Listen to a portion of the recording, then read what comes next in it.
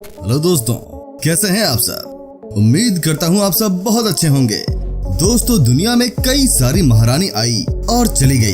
कई देशों में राजकुमारियों की जयकार की जाती है। कईयों के खूबसूरती के चर्चे हुए तो कई के हिम्मत। लेकिन दोस्तों, कोई भी क्लियोपैट्रा जैसा नहीं बन सका। जी हाँ दोस्तों, आज हम आपको इजिप्ट की सबसे खूबसूरत, सबसे ताकतवर और सबसे विवादित महिला महारानी के बारे में जानकारी देने जा रहे हैं। तो इस रोचक जानकारी को जानने के लिए वीडियो को अंत तक देखें। Okay friends, let's start the video. दोस्तों, आपने इतिहास में कई रानियों और राजकुमारियों के बारे में पढ़ा होगा जो सिर्फ अपनी खूबसूरती के लिए मशहूर थी और इतिहास के पन्नों में उनका सौंदर्य अमर है। आज हम आपको एक ऐसी ही राजकुमारी के बारे में बताने जा रहे हैं जो विश्व की सबसे खूबसूरत राजकुमारी के नाम से जानी जाती है। दोस्तों, मिस्र की राजकुमारी क्लियोपैट्रा को सुंदरता की देवी भी कहा जाता था। क्लियोपैट्रा को न सिर्फ उनके सुंदरता के लिए जाना जाता था, बल्कि उनका जीवन भी काफी रहस्यमय रहा था, जो आज भी खोजकर्ताओं को उनकी तरफ आकर्षित करता है। क्लियोपैट्रा जितनी सुंदर थी, उससे कहीं ज्यादा चतुर और षड्यंत्रकारी भी थी। क्लियोपैट्रा मिस्र की आखिरी रानी थी जिसने 40 सालों तक मिस्र पर राज किया। दुनिया भर में अगर किसी रानी के बारे में सबसे ज्यादा लिखा गया है तो वो है क्लियोपैट्रा। अगर किसी पर सबसे ज्यादा नाटक लिखे गए या फिल्में बनाई गई तो वो क्लियोपैट्रा है। क्लियोपैट्रा वो औरत थी जिसकी माँ के बारे में कोई नहीं जानता। अंदाजा लगाने वाले कहते हैं कि क्लियोपैट्रा की माँ शायद उसके पिता की कोई पटरानी रही होगी, यानी एक ऐसी औरत जिसका कोई नाम भी याद ना रखना चाहे। कहते हैं क्लियोपैट्रा की खूबसूरती की तुलना नहीं की जा सकती थी। वो जब बात करती तो लोग सम्मोहित हो जाते। वो देख भर लेती तो पुरुष वासना से उभर उठते। लेकिन इन सब से ऊपर, बहुत ऊपर, क्लियोपैट्रा एक फेरो थी, एक रानी, एक चालाक कूटनीतिज्ञ जिसे 9 भाषाएं आती थी और गणित में अच्छे अच्छों को मात दे सकती थी। दोस्तों, आपको बता दूं कि पिता की मृत्यु के बाद मात्र 14 वर्ष की आयु में क्लियोपैट्रा और उसके भाई टोलेमी दियोनेसिस को संयुक्त रूप से राज्य प्राप्त हुआ। भाई के राज्य पर क्लियोपैट्रा की सत्ता सहन नहीं हुई और बगावत हो गई। क्लियोपैट्रा को अपनी सत्ता से हाथ धोना पड़ा और सीरिया में शरण लेनी पड़ी, मगर इस राजकुमारी ने साहस नहीं छोड़ा। रोम के शासक जूलियस सीजर को अपने मुंह में फंसाकर क्लियोपैट्रा ने मिस्र पर हमला करवाया और सीजर ने टोलेमी को मारकर क्लियोपैट्रा को मिस्र के राज सिंहासन पर बिठाया। क्लियोपैट्रा की मौत से भी एक खास रहस्य जुड़ा हुआ है। रोमन राज्य के पहले सम्राट अगस्तस ने क्लियोपैट्रा की हार पर अपना शासन स्थापित किया था।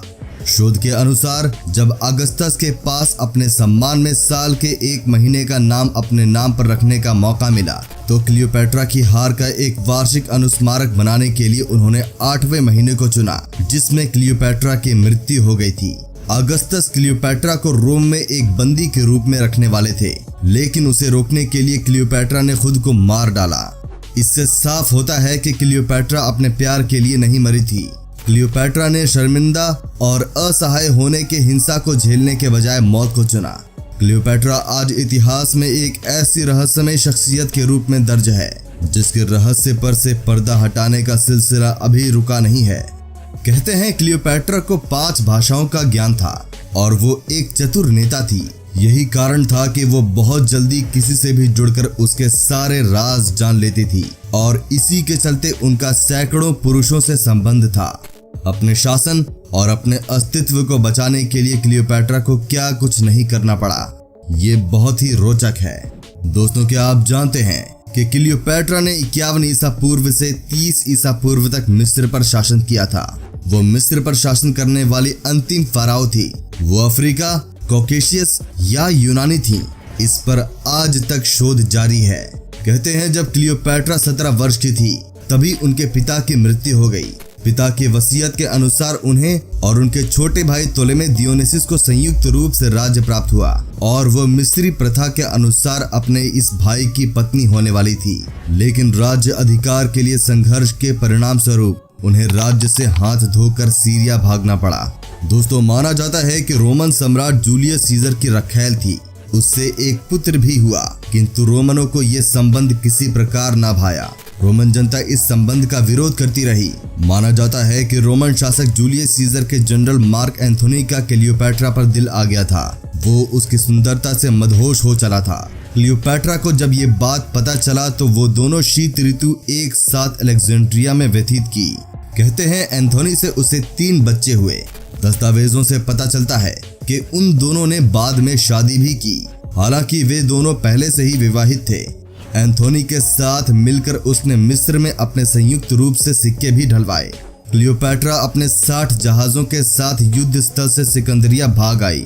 एंथोनी भी उसके पीछे पीछे भागकर उससे आ मिला।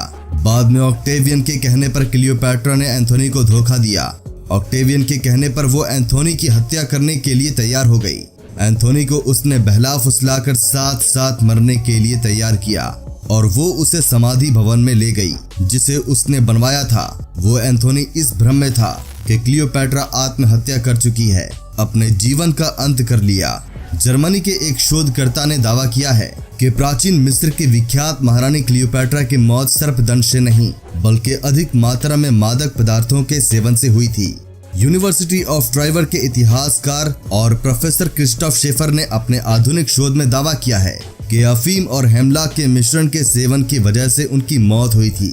क्लियोपैट्रा का निधन अगस्त 30 ईसा पूर्व में हुआ था और हमेशा से यही समझा जाता था कि उनकी मौत कोबरा सांप के काटने से हुई थी।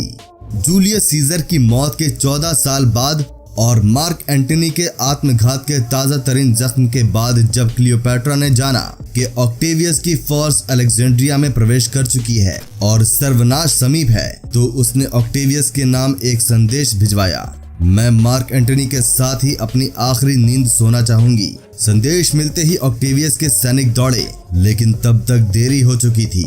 अगस्त 30 ईसा पूर्व क्लियोपैट्रा ने दूध से स्नान किया, सोने के आभूषण पहने और एक ऐसा सांप जिसे इजिप्शियन कोबरा भी कहते हैं उसे पोर्टिका से निकाला और उसके साथ खेलते हुए अपने निर्वसन देह पर अपने विष दंत गड़ाने दिए। जब तक रोमन सैनिक पहुंचे तब तक क्लियोपैट्रा की मौत हो चुकी थी। उसकी अनुचारिका कैर्मियोन से पूछा जाता है कि क्या ये सम्राज्ञी ने स्वयं किया, जिस पर वो जवाब देती हैं बिल्कुल, और उन्होंने ये बहुत अच्छे से किया। ये कहकर कैर्मियोन गिर पड़ती हैं। उसने और उसकी साथी एराइश ने भी विषपान कर लिया था। दोस्तों, इसमें कितनी सच्चाई है ये किसी को भी नहीं पता, लेकिन इतिहासकारों का कहना है कि क्लियोपैट्रा बहुत ही रहस्यमयी महारानी थी। तो दोस्तों, ये थे क्लियोपैट्रा महारानी से जुड़े कुछ बेहद ही दिलचस्प फैक्ट्स। उम्मीद करता हूँ कि आपको हमारा ये एपिसोड पसंद आया होगा। साथ ही दोस्तों, अगर आपको इस वीडियो पर कोई राय देनी है तो आप हमें कमेंट करके अपना फीडबैक दे सकते हैं।